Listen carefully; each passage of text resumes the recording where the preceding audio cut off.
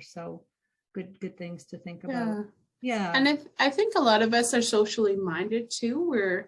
We're trying to, be good neighbors while we're in the grocery store. And so that, 20-minute chat that you might have had in the, ketchup aisle, maybe you're not having that anymore. And that opportunity for socialization is limited because, you want to stay healthy and well physically. And so, you're going in and getting everything on your list and checking out and going home rather than taking that time to linger and connect with other people in the store.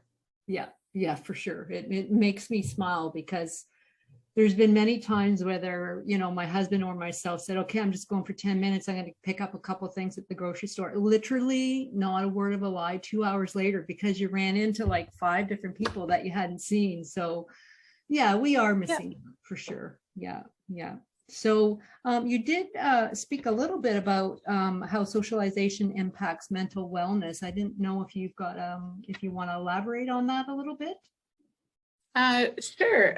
And I think that's, when I talk about cannabis and alcohol, I think sometimes, people will have that increased substance use because maybe they're feeling a little bit more isolated or, to have a different internal experience than what they're experiencing without those substances. Yeah.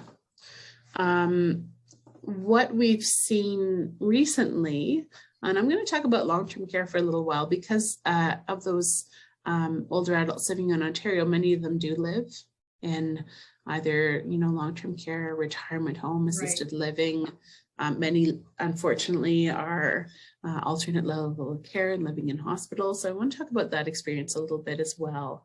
And so there's been some action with the Ontario Ombudsman outlining the impact of COVID-19. When we say COVID-19, the primary impact that's been on day-to-day life is isolation, both social and physical.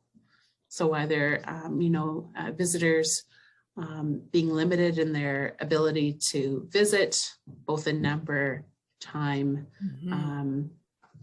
and opportunity, and sometimes not at all. And also the isolation that can happen because there may be, for instance, respiratory symptoms. And now, everyone who lives there is being told you have to stay in your room. So there's also the physical isolation. And so what we've seen is that a whopping 68% of residents, family members, and care teams have reported a decreased satisfaction with activities and recreation offered to the older adults. 52% of those reported decreased emotional support, and 46% reported decrease in spiritual supports. Among residents and care partners, 67% noted a decline. And of those, 2/3, 75% reported a decline in emotional well-being, 66% in physical health, and 47% in functional health.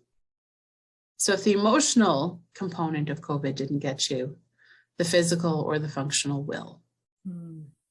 And unfortunately, that old adage of use it or lose it, it's really true. The less we use our physical abilities, the more likely we are to decline, to not be able to do the things that we once did. Yeah. And sorry, just to recap what you were saying, that's for people who are living in long-term care versus living.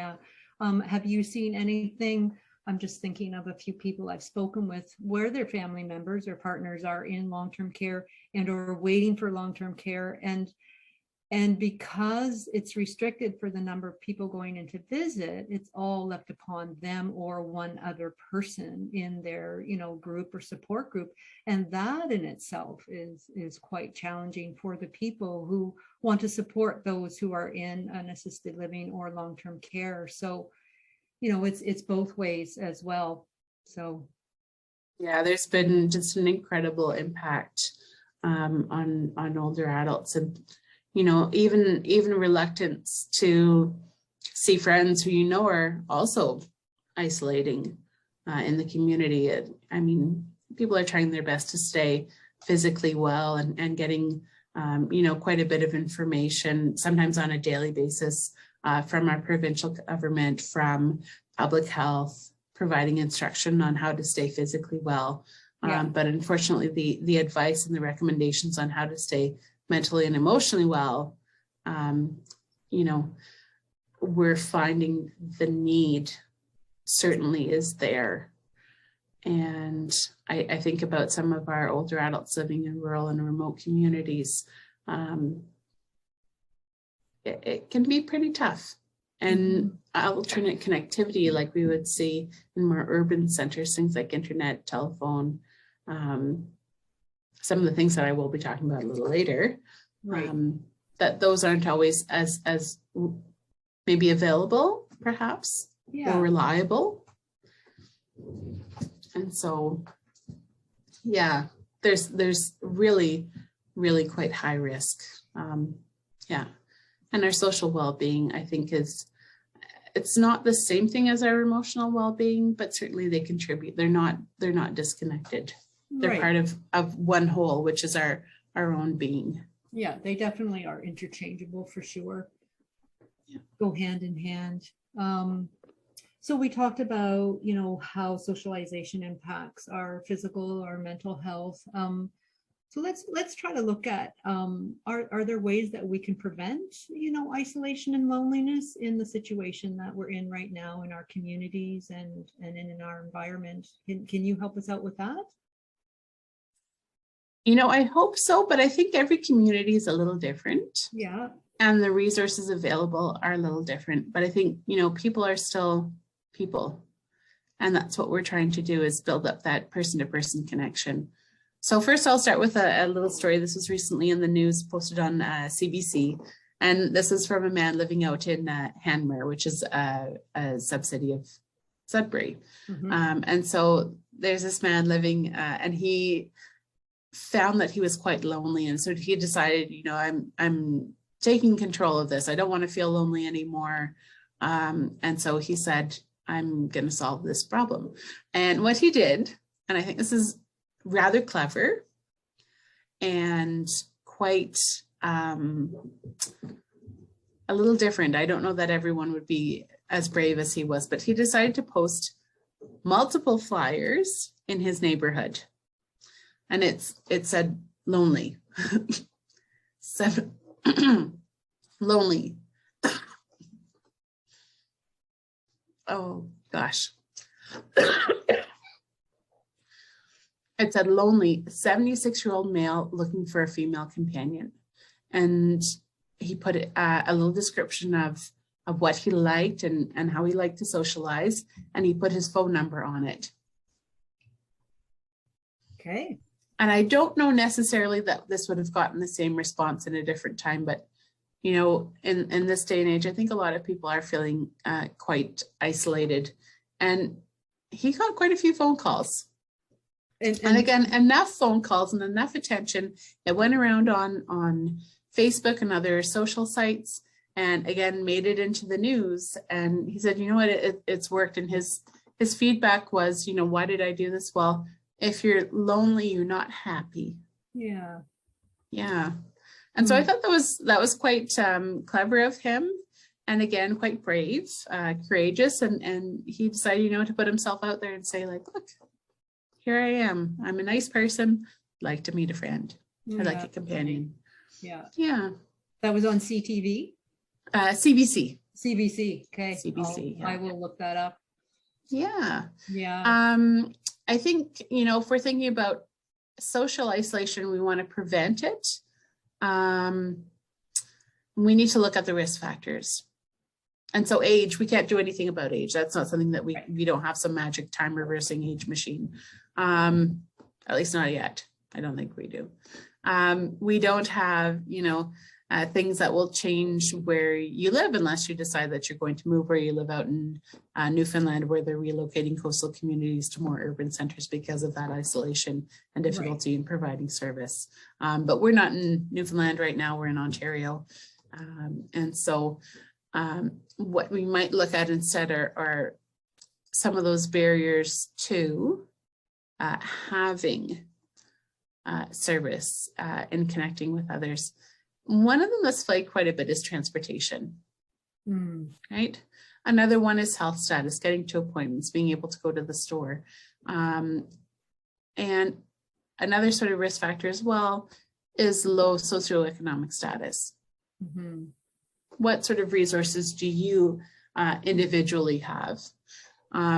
So I'd like to point out, and unfortunately in my clinical work, I've seen this a few times in community, and this can happen at any time where you've been happy together as a couple, as partners for years, and one partner ends up passing away, and the other partner who's still here with us isn't aware of the finances. They don't know the bank accounts, they don't know the bills, and they certainly don't know how to file taxes. So becoming financially literate, right, and finding services to help you with your finances, and in particular filing your taxes, can be really, really helpful in making sure that you're getting all the subsidies, all the tax breaks, all the services that you're entitled to. So there's been a few times now where I've helped people find the local free tax clinic. Yes, they are free, and yes, they are available to many people in many different languages. We do have a few in Sudbury. I found some around Parry Sound region, and certainly they're available in other centres across Ontario. The one in Sudbury is sponsored through United Way and through the Sudbury Community Service Centre. So again, just, being able to help reduce the risk factors where possible, and certainly transportation and finances are two of them. And transportation tends to, unfortunately, be linked with finances as well. However, there are transportation services that hopefully exist in your community, again, more likely in sort of the rural and urban centers than in remote centers. And keeping in mind too that, your connection with others is going to be important. So, if you can't get in a car and go find people, at your local library, then perhaps what you can do is do like this man and, put yourself out there a little bit. Say, I'm here. Yeah. That's good. That's good. I'm just going to sort of elaborate on one of the things that you and I were talking about before we went online, and the free tax clinics. And you had talked about, and you specifically said that if you hadn't filed your taxes, then that's one of the ways the government finds if you're eligible for some of the benefits. And you spoke about the Social Security, and what was the other one, Heather?